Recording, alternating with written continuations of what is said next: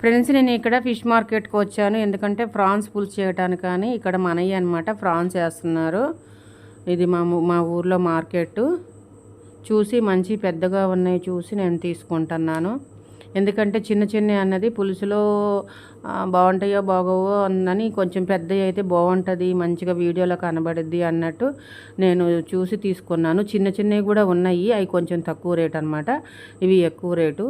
ఈరోజు వచ్చేసి నేను సండే తీసుకున్నాను. సండే మార్కెట్కి వెళ్ళి తీసుకున్నాను అనమాట. ఇక్కడ ఓన్లీ మనకి సీ ఐటమ్స్ అన్నీ కూడా మనకి ఇక్కడ ఉంటాయి, మా ఊర్లో ఉంటాయి. మళ్ళీ నాన్ వెజ్ అంటే చికెన్ మటన్ వేరే చోట ఉంటాయి.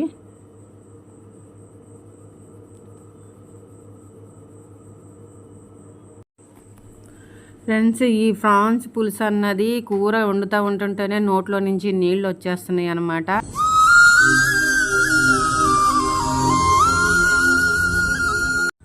Hi friends, welcome back to #Kitchen21. Friends, మీరు నేను పెట్టే వీడియోస్ చూస్తున్నారా చూడట్లేదా అన్న డౌట్ వస్తుంది. ఎందుకంటే ఎవరు చూసినట్టు అనిపించట్లా. మీరు చూడకపోయినా సరే నేను చేస్తానే ఉంటా. ఎందుకంటే చెప్పనా, మనము ఇప్పుడు తరతరాల నుంచి ఇల్లు కట్టేవాళ్ళు వస్తానే ఉంటారు, పనోళ్ళు. వాళ్ళు వస్తున్నారు కదా అని కొత్తగా పనికి వెళ్ళే వాళ్ళు మానేస్తారా? మానరు కదా. ఎందుకంటే ఎవరి బిజినెస్ వాళ్ళదే, ఎవరిని పనిలోకి పిలిస్తే వాళ్ళకే అన్నట్టు అందరూ వస్తానే ఉంటారు. పని నేర్చుకోవాల్సిన అన్నప్పుడు వాళ్ళు కొత్త వాళ్ళు వస్తానే ఉంటారు. పాతోళ్ళు ఉంటారు, కొత్త వాళ్ళు ఉంటారు. అట్లాగే పాతోళ్ళు సీనియర్లు ఉన్నారు కదా, వాళ్ళని చూస్తున్నారు, మనల్ని ఎవరో చూడట్లేదు కదా అనుకొని నేనైతే మానను.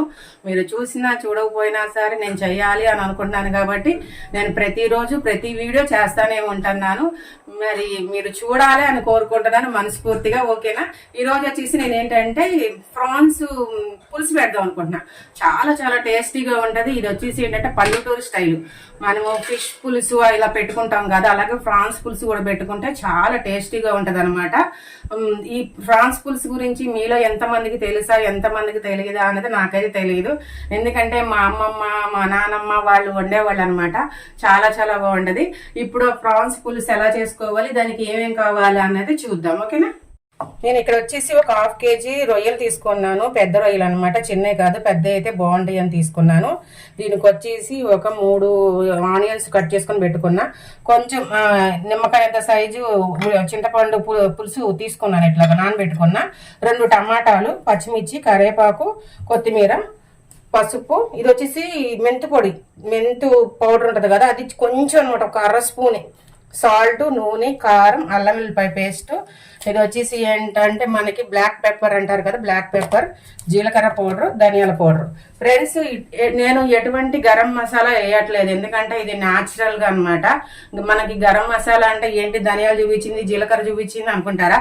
అవి గరం మసాలా అంటారు. గరం మసాలా అంటే ఏంటంటే చెక్క, లవంగ, యాలక్కాయి, అనాస పువ్వు, అలాంటి బిర్యానీ ఐటమ్స్ అన్నిటిని పట్టుకొని మనం ఏంటంటే గరం మసాలా అంటాము. ఇదంతా న్యాచురల్ ఫుడ్ అనమాట.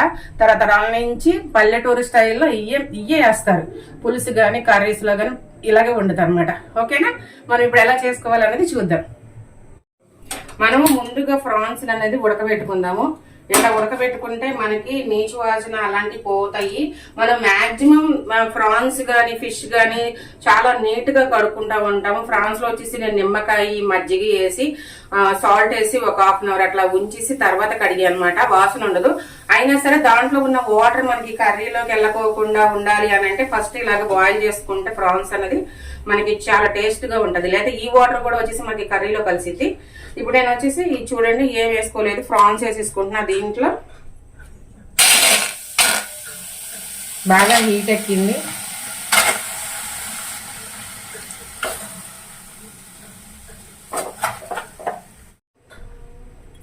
దీంట్లో వచ్చేసి కొంచెం సాల్ట్. దీన్ని వచ్చేసి ఏమంటారంటే ఆవిరి పెడతాం అంటారు. మనము ఇలాగ ఆవిరి పెట్టుకుంటే ఈ రోజు వండకపోయినా సరే రేపు వండాలి అని అనుకున్నా, ఒక 2 days ఆగిన తర్వాత వండాలి అని అనుకున్నా ఇలా ఆవిరి పెట్టుకుంటే మనకి నిలవ అనేది ఉంటది.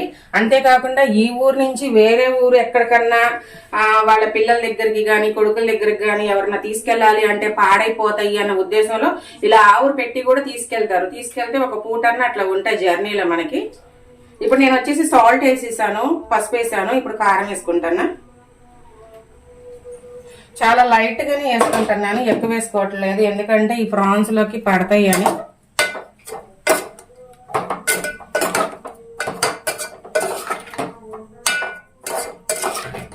అప్పుడే చూడండి మనకి కుక్ అయిపోతున్నాయి, దగ్గరకు వచ్చేసినాయి.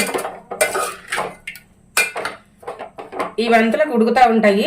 ఇటు పక్కన ఏం చేద్దాము అని అంటే మనం ఆనియన్స్ అవి కర్రీకి సంబంధించి ప్రిపేర్ చేసుకుందాము.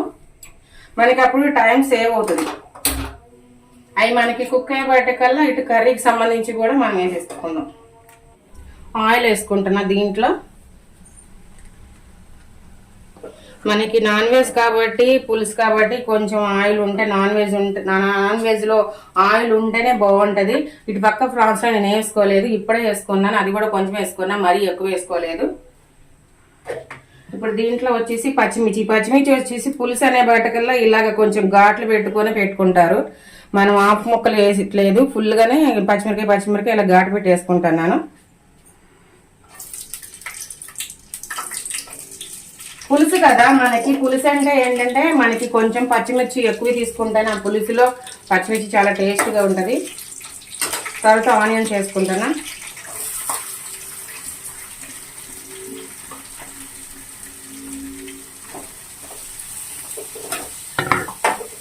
దీంట్లోకి నేను కొంచెం పసుపు, ఆల్రెడీ దాంట్లో కొంచెం వేసుకున్నాను, అందుకని దీంట్లో ఒక 1/2 స్పూన్ వేసుకుంటున్నాను పసుపు.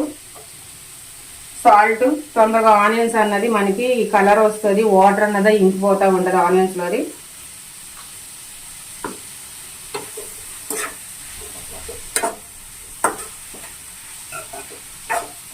ఈ ప్రాన్స్ పులుసు అనేది చాలా బాగుంటుంది, చేపల పులుసు లాగానే ఉంటుంది, చాలా చాలా బాగుంటుంది.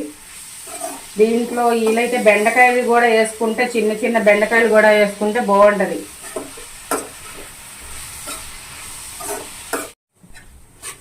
ఫ్రెండ్స్, ఇప్పుడు నేను వచ్చేసి అల్లం వెల్లిపాయ పేస్ట్ తీసుకుంటున్నాను. మనకి పులుసులో అల్లం వెల్లిపాయ పేస్ట్ అనేది చాలా బాగుంటుంది. ఒక 1 స్పూన్ తీసుకున్నా నేను. పచ్చివాసన పోయేంత వరకు కలుపుదాము.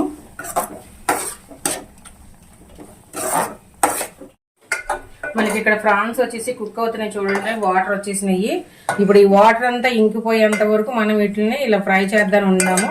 ఈ ఫ్రాన్స్ ఉడకబెట్టుకునేటప్పుడు దీంట్లో మూత అనేది పెట్టుకోకూడదు. మూత పెట్టుకుంటే ఆవిరి వచ్చి ఇంకా మనకి వాటర్ ఎక్కువైపోతూ ఉంటాయి. మూత పెట్టుకోకుండా ఉంటే వచ్చిన ఆవిరంతా మనకి ఎగిరిపోతూ ఉంటుంది. ఇప్పుడు కొంచెం వాటర్ ఉంది కదా, ఇప్పుడు అది ఎగిరిపోయేంత వరకు మనం ఉడకబెట్టుకుందాము.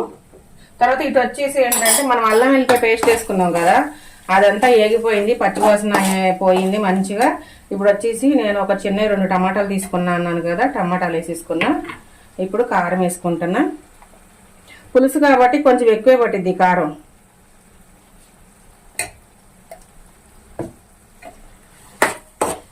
ఇవి కూడా మెత్తగా ఉడికేంత వరకు మనం ఉడకబెట్టుకున్నాము.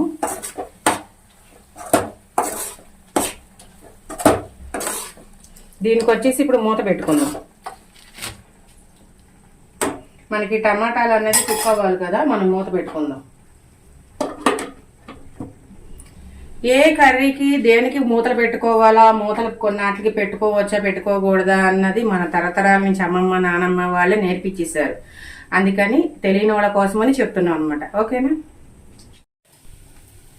మనకి ఫ్రాన్స్ అనేది చూడండి వాటర్ అంతా అయిపోయింది, ఇంకిపోయింది. మనం ఇప్పుడు స్టవ్ కట్టించుకుందాము.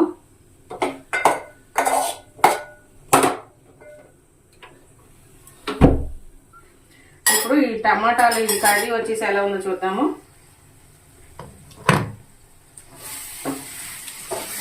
మనకి టమాటాలు కూడా మంచిగా మగ్గిపోయినాయి.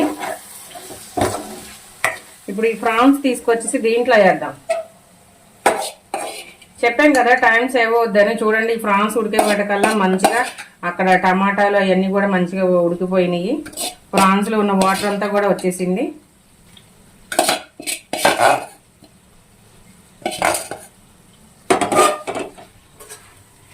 ఇప్పుడు చింతపండు పులుసు తీసుకుందాం.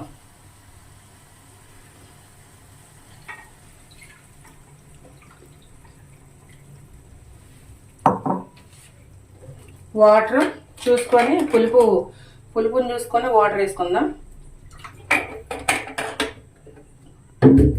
సాల్ట్ ఆల్రెడీ మనం ఇందాక కొంచెం వేసుకున్నాము, ఇప్పుడు కొంచెం వేసుకుందాం.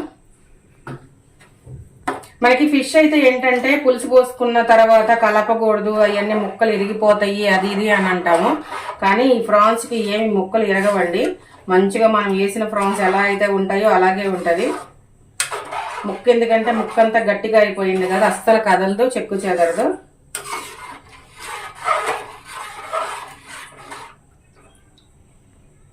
ఇప్పుడు మూత పెట్టుకొని తర్వాత మనం మసాలాలు వేసుకుందాం ఏం కావాలన్నది. ఇప్పుడు మనం కొంచెం ధనియాల పౌడరు, ఇది వచ్చేసి జీలకర్ర పౌడరు. మనకి పులుసుల్లో ఏంటంటే జీలకర్ర ధనియాలు వేసుకుంటే మంచి స్మెల్ వస్తాయి, చాలా టేస్ట్ బాగుంటుంది. ఇది వచ్చేసి బ్లాక్ పెప్పర్, మిరియాల పౌడరు. నేను అన్ని ఒక హాఫ్ స్పూనే వేసుకుంటున్నానండి. ఇది వచ్చేసి మెంతు పౌడర్ అనమాట.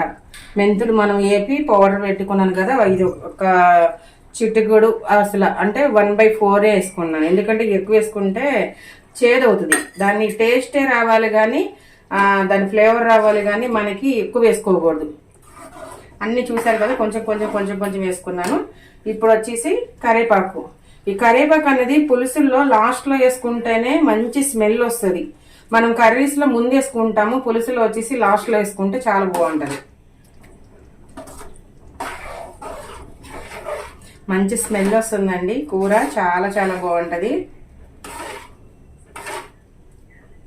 ఇప్పుడు ఒక 2 మినిట్స్ ఆగిన తర్వాత మనం కొత్తిమీర వేసుకుందాము. మనం కొత్తిమీర వేసేసుకుందామండి.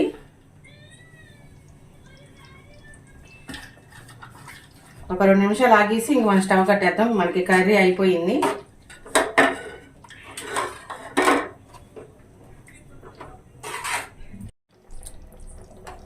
మనకి అసలు ప్రాన్స్ అన్నది చెక్కు చెదరవు అనమాట, ఎందుకంటే చాలా చాలా గట్టిగా అయిపోతాయి. బాగుంటుంది మంచిగా, అసలు చెక్కు చెదరదు. ఫిష్ అయితే మనం ఇంత చేతి కలుపుకోకూడదు, అవి విడిపోతాయి. దీంట్లో బెండకాయలు వేసుకోవచ్చు, కోడిగుడ్లు వేసుకోవచ్చు, ఎందుకంటే పులుసు కాబట్టి చాలా టేస్ట్ ఉంటుంది. అవి కూడా వేసుకున్నా ఇలా కూడా చాలా అంటే చాలా బాగుంటుంది. మీరు కంపల్సరీ ఈ రెసిపీని ట్రై చేయండి. ఇప్పుడు మనం స్టవ్ కట్టేద్దాం, ఇంకా కర్రీ అయిపోయింది. ఫ్రెండ్స్ మనకి ప్రాన్స్ కర్రీ అనేది మనకి రెడీ అయిపోయింది. పులుసు, ఫ్రాన్స్ పులుసు అనమాట.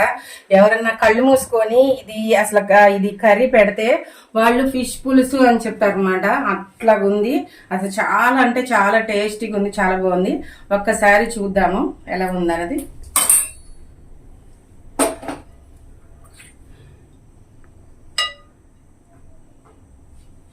మీరు కూడా చేయండి ఈ రెసిపీని, చాలా చాలా బాగుంటుంది.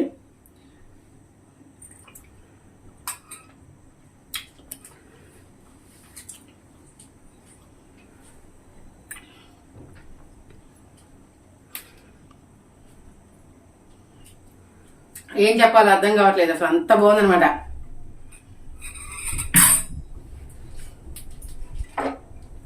ఫ్రెండ్స్ ఇది ఫ్రాన్స్ పులుసుని మీరు కూడా కంపల్సరీ ట్రై చేయండి, చాలా చాలా టేస్టీగా ఉంది. మీరు తిని నాకు కామెంట్లో చెప్పండి ఎలా ఉంది అని, ఎలా వచ్చింది అని. చాలా అంటే చాలా బాగుంది.